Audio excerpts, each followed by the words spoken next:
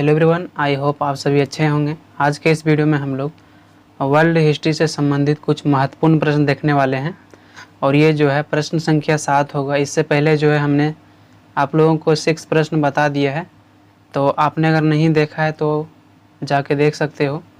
तो चलिए आज के इस वीडियो को बिना देर किए स्टार्ट करते हैं। प्रश्न संख्या 7 है कि न्यू डील पर एक संक्षिप्त निबंध लिखें अथवा न्यू डील नीति को अपनाने के क्या कारण रहे थे। उसके बाद अथवा में है न्यू डील नीति से आप क्या समझते हैं, वर्णन करें। यानी कि आपको इसमें पूछा गया है कि न्यू डील क्या था, न्यू डील के क्या कारण थे, न्यू डील के जो है क्या प्रभाव पड़े। तो आज के इस वीडियो में जो है हम लोग बिल्कुल विस्तार पूर्वक समझने वाले हैं कि न्यू डील क्या है, इसके क्या कारण थे लागू करने के और इसके क्या प्रभाव पड़े, है ना। तो चलिए बिना देर किए हम लोग इसका आंसर को देखते हैं और आसान से आसान शब्दों में समझने का प्रयास करते हैं। आंसर में है कि न्यू डील का अर्थ, पहले हम आपको बताते हैं कि न्यू डील का अर्थ क्या होता है। न्यू डील शब्द का प्रयोग सबसे पहले जो है अमेरिका के राष्ट्रपति फ्रैंकलिन डिलानो रूजवेल्ट ने अर्थव्यवस्था को सुधारने के लिए किया था। इस बिल को लागू करने का मुख्य उद्देश्य कृषि उद्योगों में संतुलन लाना था, क्योंकि पूरे विश्व में आर्थिक मंदी हुआ था और यह 1929 से 1933 तक लगातार चलता रहा। सभी देशों की अर्थव्यवस्था पूरी तरह से खराब हो चुका था, सभी कार्यों में पूरी तरह से गिरावट आ चुकी थी, क्योंकि प्रथम विश्व युद्ध के समय जो देश पराजित हुआ था तथा जो देश विजय प्राप्त हुआ था, दोनों की अर्थव्यवस्था गिर चुकी थी। इसका कारण यह था कि युद्ध से संबंधित औजारों को कारखाने में बनाया जाता था, लेकिन युद्ध समाप्त होने के बाद 40% कारखाना बंद हो गया था। यानी कि इसमें यह कहा गया है कि जो न्यू डील है इसको सबसे पहले अमेरिकी राष्ट्रपति फ्रैंकलिन डिलानो रूजवेल्ट ने अमेरिका की अर्थव्यवस्था को सुधारने के लिए न्यू डील नीति को लागू किया गया था। इसका मुख्य उद्देश्य था जो अमेरिका में अर्थव्यवस्था में गिरावट हुई है उस अर्थव्यवस्था में सुधार लाना, है ना। न्यू डील से आपको घबराना नहीं है। न्यू डील एक शब्द है जो अमेरिका के राष्ट्रपति ने सबसे पहले इसका प्रयोग किया था, ताकि वहाँ पर जो अर्थव्यवस्था में गिरावट हुई है उसकी अर्थव्यवस्था में सुधार किया जा सके। अमेरिका के राष्ट्रपति रूजवेल्ट का न्यू डील नीति को लागू करने का मुख्य उद्देश्य था कि अमेरिका की आर्थिक स्थिति को सुधारा जा सके। इसलिए उन्होंने कृषि के क्षेत्रों में काफ़ी ध्यान दिया ताकि यहाँ के लोगों को रोजगार मिल सके तथा सभी कार्यों को देश के अंदर किया जाए ताकि रोजगार भी मिल सके और इसका व्यापार विदेशों में भी बढ़ सके। यानी कि अमेरिका के जो राष्ट्रपति थे फ्रैंकलिन डिलानो रूजवेल्ट, उन्होंने अमेरिका में न्यू डील नीति को इसलिए लागू किया ताकि वहाँ का जो है अर्थव्यवस्था में सुधार कर सके। आपको बताया था कि जब आर्थिक मंदी पूरे विश्व में आया था उस समय जो है सभी राष्ट्रों की अर्थव्यवस्था काफ़ी प्रभावित हुआ था। उस समय जो है बेरोजगारी की संख्या अत्यधिक बढ़ा था और अमेरिका के जो राष्ट्रपति थे फ्रैंकलिन डिलानो रूजवेल्ट, उन्होंने अपने देश में बेरोजगारी को समाप्त करने, लोगों को रोजगार देने तथा कृषि के क्षेत्रों में उन्नति करने के लिए न्यू डील पॉलिसी को लागू किया था। तो आप यहाँ से समझ चुके होंगे कि न्यू डील पॉलिसी क्या था और किसने लागू किया था। उसके बाद हम लोग थोड़ा सा देखते हैं कि महामंदी कब हुआ था और इसका कारण क्या था। महामंदी का अर्थ होता है कि आर्थिक संकट का लगातार चलना। महामंदी में पूरे विश्व की अर्थव्यवस्था गिर चुकी थी। महामंदी की शुरुआत 1929 से 1933 के बीच मानी जाती है। यह घटना पूरे विश्व में हुआ था। इस महामंदी का कहर पूरे विश्व में मचाया था, जिसके कारण इससे निकलने में कई वर्ष लग गए। इससे आर्थिक एवं राजनीतिक पर भी प्रभाव पड़ा। इस मंदी के कारण ही द्वितीय विश्व युद्ध का होना भी माना जाता है। इस समय साहित्यकारों और फिल्मकारों को आकर्षित किया और कई फिल्म भी बने, कई किताबों को लिखा गया। लोगों द्वारा फिल्म और किताबों को काफ़ी पसंद किया गया। यानी कि इसमें यह कहा गया है कि जो द्वितीय विश्व युद्ध हुआ उसका सबसे प्रमुख कारण माना जाता है आर्थिक मंदी का होना, क्योंकि जब 1928 यानी 1929 के आसपास पूरे विश्व में आर्थिक मंदी की संकट हुई, तब सभी राष्ट्रों की अर्थव्यवस्था में काफ़ी गिरावट आ चुकी थी।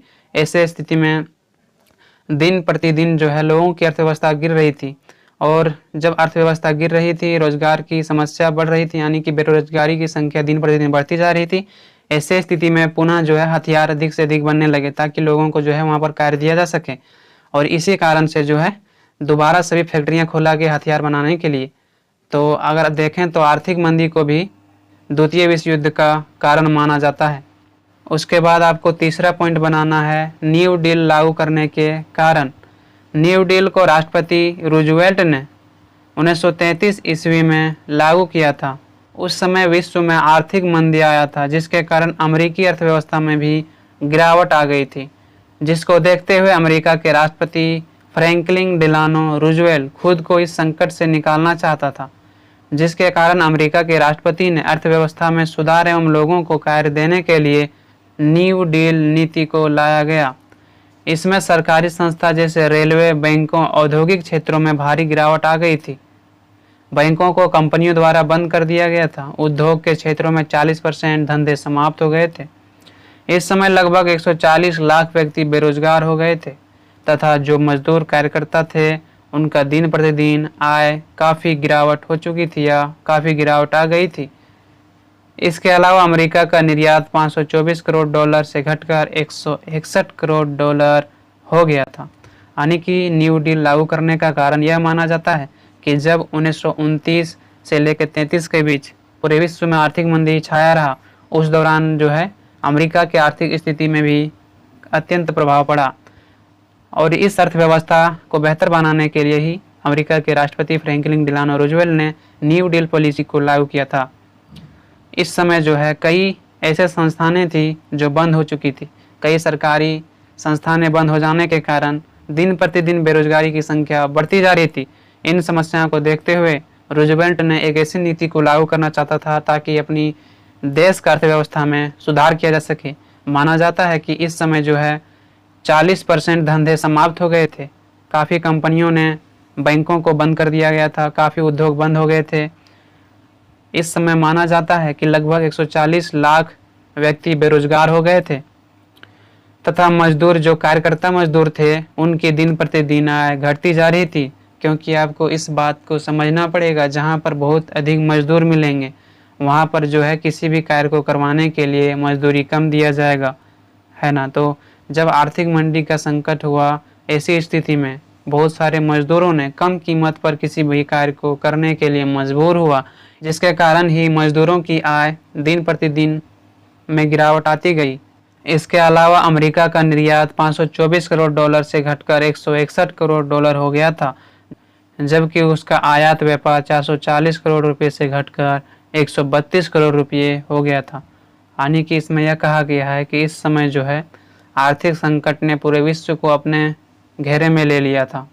इस समय अमेरिका का जो निर्यात होता था 524 करोड़ डॉलर का, उससे घटकर 161 करोड़ डॉलर हो गया, जबकि उसका आयात व्यापार जो होता था 440 करोड़ रुपये से घटकर जो है 132 करोड़ रुपये हो गया था। मैं आपको साधारण शब्दों में निर्यात और आयात बताने का प्रयास करता हूं। जैसे कि अगर निर्यात की बात करें तो अगर आप किसी भी देश से किसी भी वस्तु को खरीदते हो तो वो आयात होता है, लेकिन जब आप किसी भी वस्तु को किसी अन्य देश में बेचते हो तो उसे निर्यात कहा जाता है। तो यहाँ पर आप समझ चुके होंगे कि आयात और निर्यात क्या होता है। जैसे कि हम किसी भी वस्तु को किसी अन्य राष्ट्रों के साथ बेचेंगे तो वो क्या होगा, वो हमारा निर्यात होगा। लेकिन जब हम किसी भी वस्तु को किसी अन्य राष्ट्रों से खरीदेंगे तो वो हमारा आयात होगा। तो आई होप यहाँ पर आपको समझ में आ गया होगा। उसके बाद जो है हम लोग नेक्स्ट पॉइंट इसका देखते हैं, न्यू डील कार्यक्रम का परिणाम। यानी कि जो है न्यू डील कार्यक्रम जो लागू किया गया अमेरिका के राष्ट्रपति फ्रैंकलिन डिलानो रूजवेल्ट द्वारा, उसके क्या परिणाम हुए। न्यू डील कार्यक्रम अमेरिका की अर्थव्यवस्था एवं सामाजिक क्षेत्रों में काफ़ी सुधार लाया। न्यू डील से कई क्षेत्रों में लाभ हुआ जो निम्नलिखित बिंदुओं द्वारा देखा जा सकता है। जैसे कि न्यू डील नीति से औद्योगिक क्षेत्रों में विस्तार हुआ। दूसरा, कृषि के नीति से कृषि के क्षेत्रों में लाभ हुआ। अमेरिका में कृषि के लिए बहुत भूमि को प्रति छोड़कर अच्छे भूमि में कृषि किया गया, जिससे काफ़ी लाभ हुआ। तीसरा, बैंकिंग के सुधार के लिए बैंक को कुछ ही दिनों तक खोला जाता था। यानी कि इसमें यह कहा गया है कि न्यू डील नीति के अंतर्गत कुछ ऐसे नियम लागू किया गया था ताकि अमेरिका का जो अर्थव्यवस्था है उसमें संतुलन पाया जा सके। इसके लिए इसका जो पहला कार्य था वह था औद्योगिक क्षेत्रों में विस्तार करना। दूसरा जो इसका नीति था वह था कृषि को अत्यधिक बढ़ाना। इन्होंने कृषि के क्षेत्रों में प्रोत्साहन देने के लिए उन भूमि में कृषि किया जहां पर जो है अच्छी उपज होती थी और उन सभी भूमि को छोड़ दिया जहां पर अच्छी उपज नहीं होती थी। तीसरा जो है इन्होंने बैंकिंग के क्षेत्रों में सुधार करने का प्रयास किया। उस समय जो है बैंकिंग के क्षेत्रों में संतुलन पाने के लिए इन्होंने यह उपाय किया था कि कुछ ही दिनों तक उस बैंक को खोला जाता था, यानी कि बैंकिंग सेक्टर को जो है सप्ताह के 7 दिनों में केवल 3 या 4 डेज खोला जाता था ताकि जो है बैंकिंग सेक्टर में भी संतुलन रखा जा सके। चौथा जो है वह उद्योगों के क्षेत्रों में बढ़ावा मिला। पांचवा जो है वो है श्रमिकों के काम की समय को घटाया गया तथा मजदूरी की दर को बढ़ाया गया। न्यू डील से अमेरिका में कृषि, व्यापार, उद्योग, वाणिज्य, रोजगार, बैंकिंग जैसे क्षेत्रों में कुछ हद तक सफलता मिली। न्यू डील कार्यक्रम में पूंजीवाद व्यवस्था को बढ़ावा मिला, यानी कि प्रोत्साहन मिला। उद्योगों के क्षेत्रों में जो है न्यू डील से लाभ मिला। इसमें यह कहा गया है कि श्रमिकों के जो काम करने का समय था उनका समय को निर्धारण किया गया कि कितने देरों तक जो है मजदूरों के लिए कार्य करवाया जाएगा, यानी उनके जो है कार्यों के सीमा को निर्धारित किया गया। साथ ही इसमें यह कहा गया है कि मजदूरों को जो मजदूरी दी जाती थी उनको बढ़ाया गया। न्यू डील कार्यक्रम के कारण कृषि के क्षेत्रों में इन्हें लाभ मिला। उद्योग, वाणिज्य, रोजगार तथा बैंकिंग के क्षेत्रों में कुछ हद तक इन्हें सफलता अवश्य मिली। इसमें यह भी कहा गया है कि न्यू डील नीति के कारण पूंजीवाद अर्थव्यवस्था को बढ़ावा मिला, यानी कि प्रोत्साहन मिला। और अंत में हम इसका पॉइंट को देखते हैं कि न्यू डील कार्यक्रम से उत्पादन और मूल्यों में तो वृद्धि हुई, लेकिन बेरोजगारी में पूरी तरह से सुधार नहीं हो पाया। अमेरिका में कृषि उत्पादन घटने पर विदेशों ने अपनी उपज बढ़ा ली, जिससे अमेरिका का कृषि पदार्थ की भाव घट गई और पुनः 140 लाख लोग बेरोजगार हो गए। इस प्रकार से विद्वानों का यह कहना है कि फ्रैंकलिन डिलानो रूजवेल्ट ने अमेरिका में न्यू डील कार्यक्रम को लागू किया था, जिससे कृषि और रोजगार मिले, परंतु यह सफल नहीं हो सका। न्यू डील कार्यक्रम की बात करें तो इसमें यह कहा गया है कि न्यू डील को लागू करने से बहुत अधिक लाभ अमेरिका की अर्थव्यवस्था में सुधार करने को नहीं मिला। तो इस प्रकार से यहाँ पर समाप्त होता है। आई होप आप सभी को समझ में आया होगा। आपको अगर इस वीडियो से सहायता मिली हो तो लाइक और सब्सक्राइब करना ना भूलें। आपको अगर इस प्रश्न का PDF नोट्स चाहिए तो डिस्क्रिप्शन में इसका लिंक दिया हुआ है, वहाँ पर जाके आसानी से इसका PDF नोट्स देख सकते हो। और एक खुशी की बात यह है कि भले हमें बहुत ही संघर्ष, बहुत ही मुश्किलों का सामना करना पड़ा, लेकिन वेबसाइट में जो है बहुत सारे स्टूडेंट जुड़ चुके हैं, बहुत अच्छा रिस्पांस मिल रहा है। तो आज के लिए इतना ही। हम आप लोगों से बहुत जल्द मिलते हैं नेक्स्ट वीडियो में। धन्यवाद।